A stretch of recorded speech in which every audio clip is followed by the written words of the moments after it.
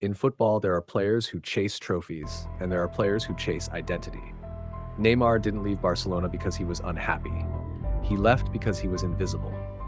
Not to the fans, not to the cameras, but to history. At Barcelona, Neymar was living the dream of millions. He was winning every trophy. He was scoring in finals, dancing in celebrations, lifting the Champions League. But every time Neymar did something magical, there was always a bigger magic happening next to him. Every time Neymar shined, the light somehow bent toward Messi. And slowly, quietly, without anyone noticing, Neymar realized something terrifying.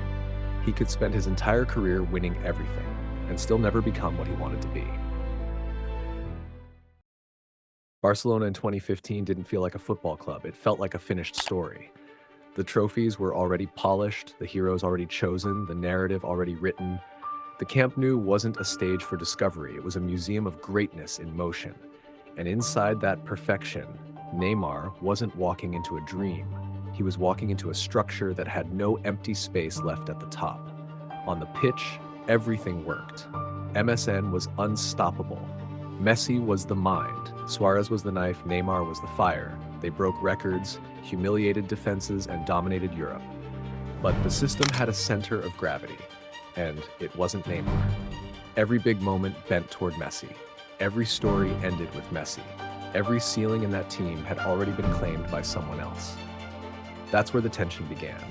Neymar wasn't just competing against defenders, he was competing against destiny.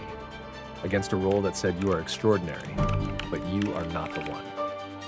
And for a player whose entire identity was built on expression, freedom, and being the main character, that quiet psychological limit mattered more than trophies ever could. So even at the peak of success, something felt wrong. Because when you reach the top and still feel unfinished, the problem is no longer external, it's internal. And once that seed is planted, once a man realizes he's living inside someone else's story, he doesn't look for improvement anymore. He looks for escape. Neymar's conflict wasn't tactical. It wasn't about minutes, position, or money. It was existential. It was the quiet torture of knowing you are great, but never being treated as the greatest, of feeling your peak rising inside a world where the summit is already occupied. That kind of tension doesn't scream, it whispers, and it whispers every day. Every goal he scored made the problem clearer, not smaller. Because no matter how brilliant Neymar was, the spotlight still bent elsewhere. Headlines ended with Messi, awards followed Messi. History was being written in Messi's handwriting. Neymar wasn't denied success, he was denied ownership of it. And that does something dangerous to a certain kind of personality, the ambitious kind, the ego-driven kind. The kind that doesn't want to be part of a masterpiece. It wants to be the artist. Neymar didn't want to be remembered as one of the greats. He wanted to be remembered as the great. So the question stopped being, can I win here? And became, can I become here? And once that shift happens, the environment doesn't feel supportive anymore. It feels suffocating. Not because it's bad, but because it's too complete to grow inside. Neymar didn't wake up one day and decide to leave Barcelona. This wasn't rebellion. It wasn't anger. It wasn't even dissatisfaction. It was something quieter and more dangerous, clarity. The realization that staying would mean comfort forever, but greatness only in someone else's frame. That he could win trophies and still lose his story. And for someone wired like Neymar, that was a loss he couldn't accept. Because greatness isn't only about performance, it's about authorship. It's about being the center of gravity, not just a force within it. At Barcelona, Neymar was essential, but not central. Loved, but not legendary. Celebrated, but not crowned. He wasn't leaving a club. He was leaving a narrative he could never own. Paris didn't just offer Neymar a contract. They offered him identity. Not a role in history, but the pen to write it. A team built around his movements. A project shaped by his presence. A city waiting for its icon. For the first time in his career, Neymar wasn't arriving into someone else's universe. He was supposed to become the universe, and that promise is intoxicating.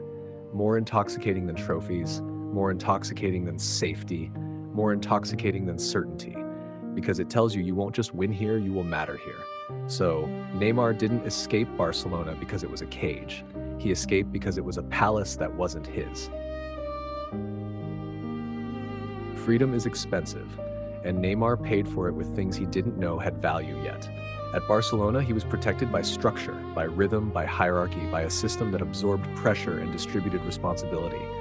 At Paris, that shield disappeared. There was no buffer anymore, no Messi ahead of him, no machine to hide inside, only expectations and his name written on all of them. At PSG, Neymar didn't just play football. He represented the project, the ambition, the money, the dream. Every match wasn't just a game, it was a verdict. When he scored, it was normal. When he didn't, it was failure. When he was injured, it wasn't unfortunate, it was suspicious. The same spotlight he wanted now never turned off. And pressure changes behavior. It tightens creativity. It makes joy feel like responsibility. It turns expression into execution. Neymar's game was never mechanical. It was emotional, playful, instinctive. But the environment around him became rigid, demanding, impatient. The more the world needed him to be a symbol, the less space there was for him to be a human. So the freedom he chased became heavier than the structure he left. The control he gained came with isolation. The kingdom he was given came without walls. And slowly, the dream of being the main character started to feel lonelier than being the supporting star ever did. Here is the cruel irony of Neymar's story. He left Barcelona to escape Messi's shadow, but he also left the structure that made him unstoppable.